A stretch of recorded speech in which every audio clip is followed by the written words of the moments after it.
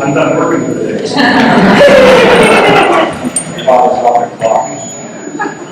That's my mother. I gave this talk last Mass, and someone told me afterwards, said, "Is your shirt inside out?" It was. I've only been here like 3 hours already this morning. No one decided to tell me that.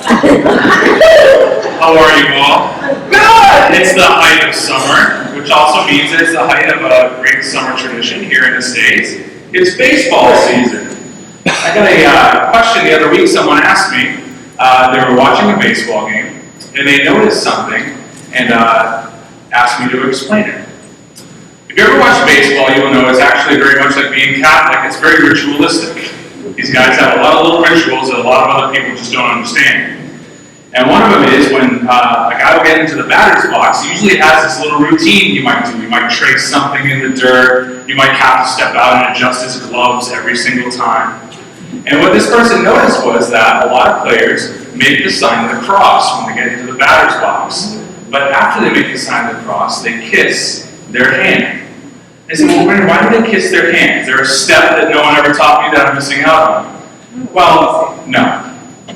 A lot of players in professional baseball, as we all know, come from Latin American countries. They come from Central America, South America, the Caribbean. And in their tradition, a lot of them are Catholics. In their tradition, when they bless themselves, they take their thumb and their forefinger and they cross it into the shape of a cross, so that when they are done blessing themselves, they venerate the cross by kissing the cross they make on their fingers. So that's the answer to that. There are a lot of Catholic ball players. There's always been a lot of Catholic ball players. Babe Ruth, Bobby Lasorda, the list goes on. However, there has only ever been one Catholic priest that played professional baseball. And it's a very interesting story. And then grab by the people who need it. He's leaving tomorrow. Wish him luck. In May of 1912, the Detroit Tigers were going to New York City to play the now defunct New York Highlanders. And the superstar of the Detroit Tigers back then, you may have heard of him, his name was Ty Cobb.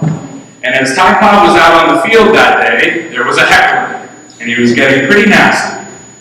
And Ty Cobb took matters into his own hands and went into the crowd and gave this gentleman a firm and abusive reprimand in front of everybody, physically.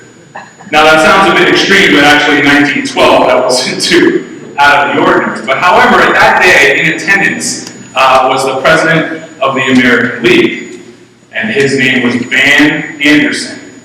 And Van Anderson, after seeing this beating of a fan that Ty Cobb had given him, decided to suspend Ty Cobb indefinitely.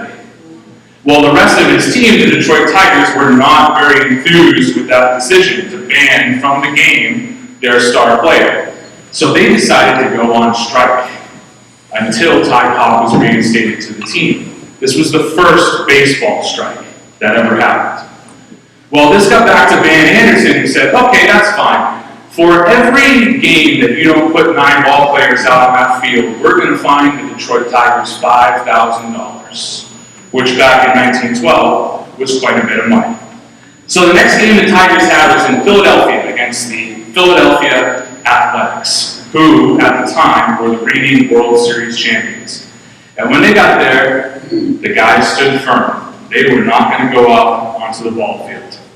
Well, the coaches ended up going out to the streets of Philadelphia that morning to find 9 guys to come into the ballpark and play the world champions. And they did, in fact, find 9 guys. They gave them a day-long contract for $25 apiece. And one of these gentlemen they found, his name was Alan Travers. Alan Travers was a seminarian down the street at St. John's. He was studying to be a Jesuit. And they asked him, you ever play ball? He was like, yeah, I used to play some stick ball when I was younger. They said, good, why don't you come down and play the athletics? When he had heard that the premium for a pitcher was $50 instead of $25, he took the gig. Now, seminarian Alan Travers pitched a complete game, all 9 innings. He gave up 26 runs on 24 hits and walked 7 batters and struck out one guy.